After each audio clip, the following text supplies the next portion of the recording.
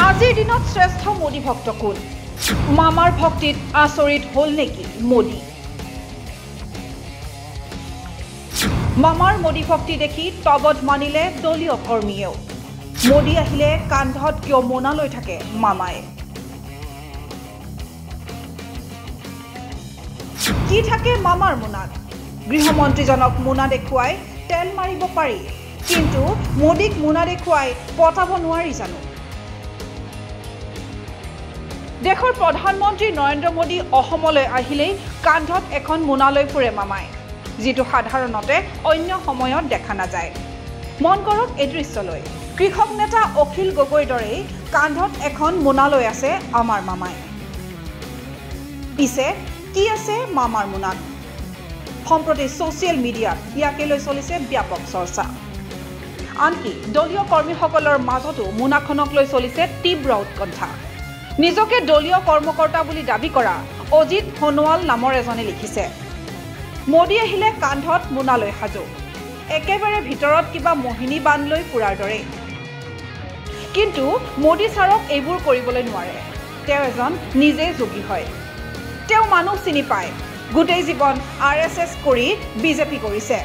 তেওঁ কংগ্ৰেছৰ পৰা আহি বিজেপি কৰা নাই মামাই গৃহমন্ত্ৰীজনক তেল মাৰিব পাৰে কিন্তু মোদীক নোৱাৰে কাৰণ মোদী আমাৰ দৰে লোভমোহ নাইকিয়া জীৱ মোদী ছাৰে অমিত শাহৰ নিচিনা লোভ টকা নহয় অমিত শাহক টকা দি লোভ দেখাই হাত কৰিব পাৰে চাহৰ পুতেকক অসমত ব্যৱসায় কৰিবলৈ দি মামাই চাহৰ পৰা সুবিধা লোৱা বা নয়নৰ মণি হ'ব পাৰে